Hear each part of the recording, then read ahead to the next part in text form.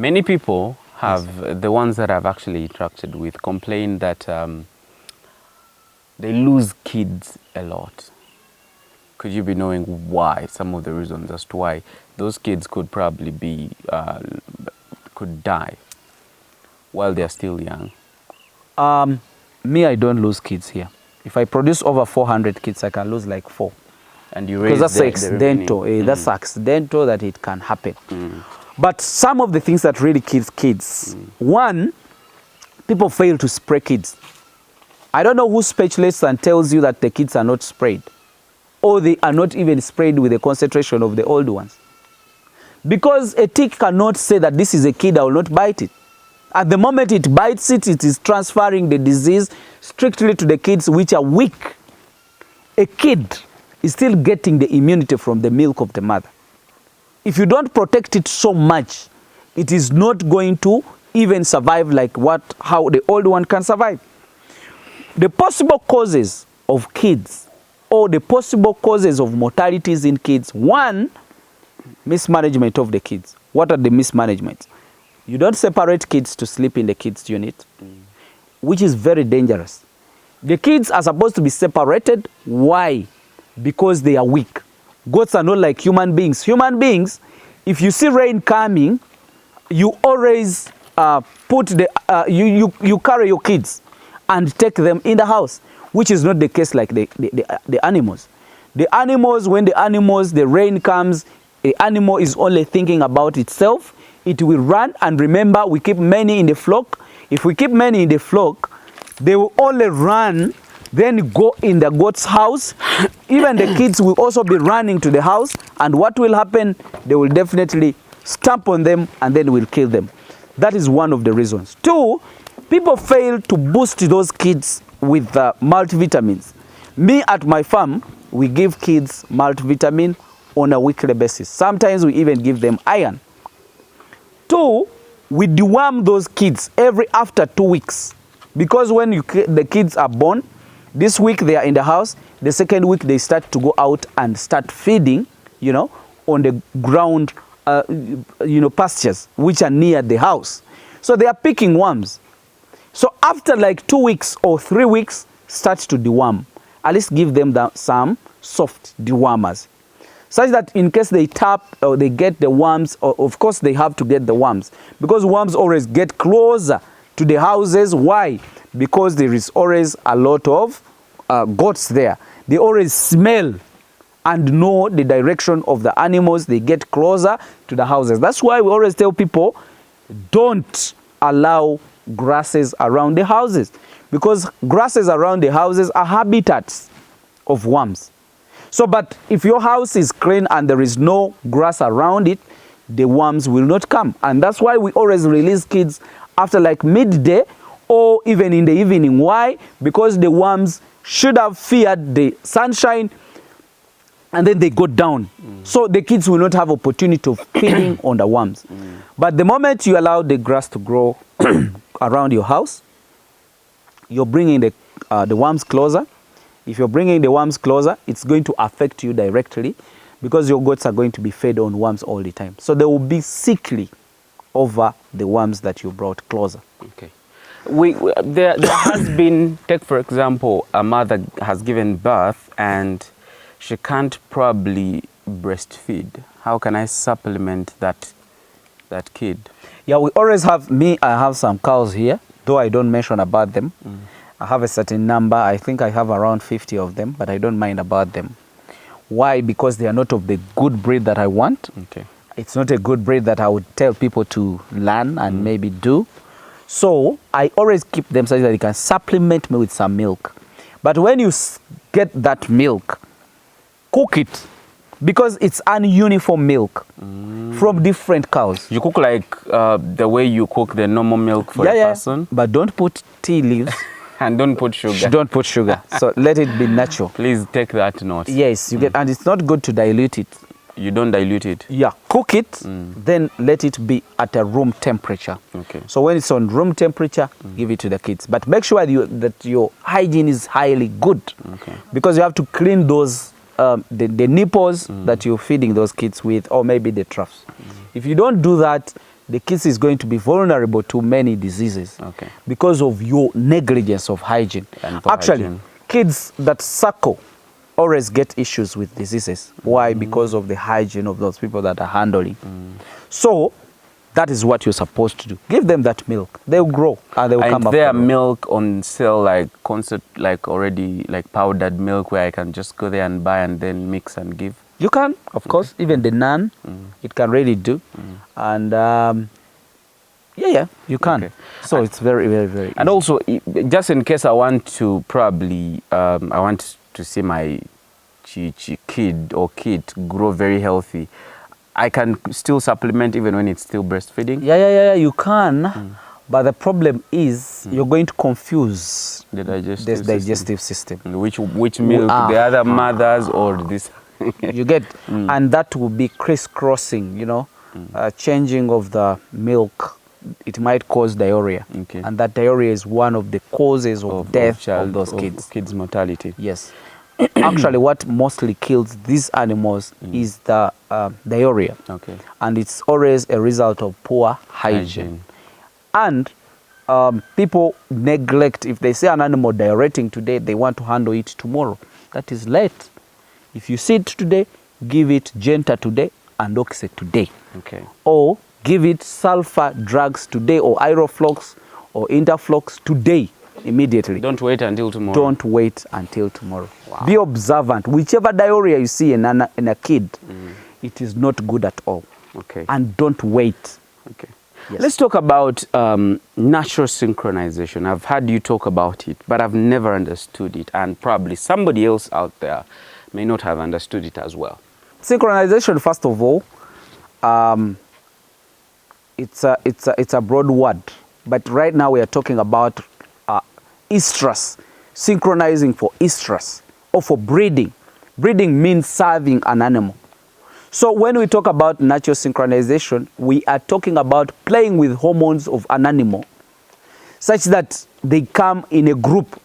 You play with the timing of an animal, also playing with its hormones. Because when you're talking about breeding, you're talking about science of really an animal coming on heat. So if we are doing natural synchronization, this is what we are talking about. Me, I don't use hormones as per now. I use hormones in cows. But in goats, I don't use hormones. What do? I get my male, I remove it from the flock, because me in every flock of mine, I always put over 4 males or 3 males or 2 males, depending on the mothers I'm targeting. If I'm targeting over 200, I have to put 4 males. If I'm targeting 100 males, I put 2 males. So 1 male serves over 50 females. So what I do, let's say now I pull out the male. I take it to the male unit. Do you know what will happen? If these animals are feeding well and they are really doing very well, the body will get satisfied and it comes on heat. For your information, some of you people take animals and you put them on the less nutritious grasses or feeds or conditions, and that animal fails to come on heat. They might not be feeding well, first of all, or they are not in a good condition that is making them satisfied. You know, when we are dealing with breeding, we deal with love. If an animal is not getting love, it will not come on heat. And for your information, animals only breed when an animal is on heat. They're not like you human beings. You want to breed all throughout. So, in this case, feed the animals very well, remove the male. After removing the male, let them continue feeding very well. So after removing the male, these animals will continue coming on heat. So the moment, you also depend on which period you want to receive babies. Let's say if I want to receive babies from January, February to March, for my reasons. Because sometimes, if we produce kids in a dry spell, we don't get a lot of infections. If we produce kids in a rainy season, there is a lot of infections that attacks us. So we fight with a lot of diseases, diarrheas, and so on. But if you produce them in a dry spell, you will not have much diarrhea, you will not have off, you get it. So that means if I want to produce kids, let's say in January, I have to count 5 months backward. And say if January, so I have to count December, November, October, September, then September, and then August. Then August. So that means my animals are supposed to breed from June. Oh, from June. That's when you introduce the male. You introduce the male in June. It will be there July, August. At least those 3 months, you're sure that they're going to August, breed. Actually, maximum September. Reason being, they will start to produce in January, February, March. Okay. April, the rain is coming up. So when I bring in that male, let's say in June, that hormone, that smell called testosterone hormone, it's the one that is going to smell in the flock, and all women will understand that the man is in. So they will go. So their brain will start stimulating hormones like, GnRH, PGF2 alpha. They will stimulate a lot of hormones because we have a lot of reproductive hormones like GnRH. We also have LH, FSH, then cuparsoluteum, progesterone hormone. Those are all hormones that can come in the system. Then finally, we get what they call PGF2 alpha or estramet. Okay. You get it? So they start to come whenever they think about it. They start coming. They start coming all throughout. So those hormones will start to work. Then finally, all animals will come on heat. So we shall target which kind of animals. Those with those that have just left heat, they will come back later. Okay. Those that left heat earlier, they will come back faster. And that animal will serve. We'll first serve the first lot that came earlier. Then the second lot, that is the second month, that also came on heat the second time. And the last ones that came on heat in the last time. So that means we shall have a breeding period of 3 months, and we shall have kids in 3 months breeding period, delivering period. Okay. Let's say from January, February, and March. Because the father served from June, July, August.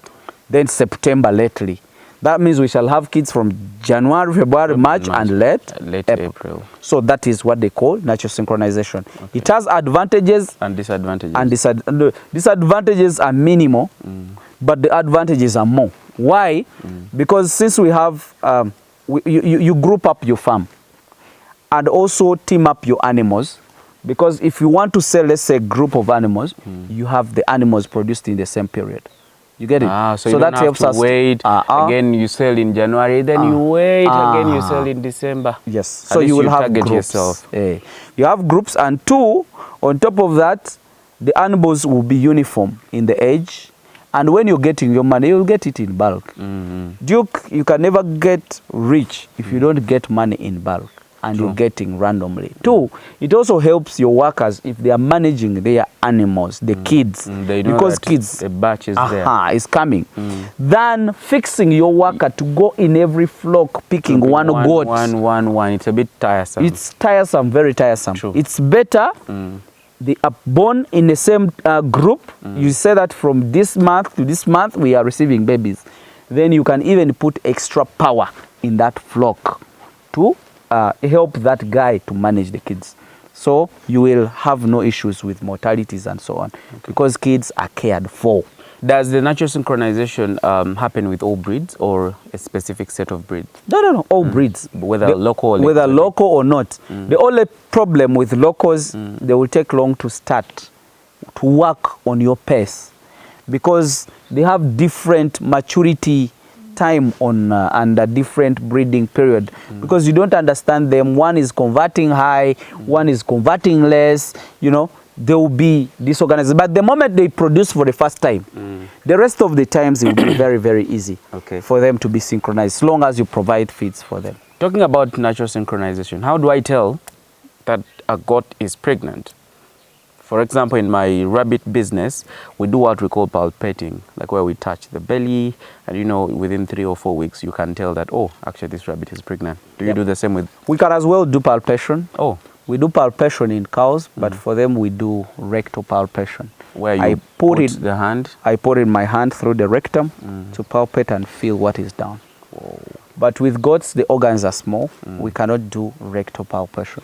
We can either do stomach palpation. Yes, physically here. Yeah, if the pregnancy is in, let's say, at the end of the first trimester, let's say 3 months or 4, you get it.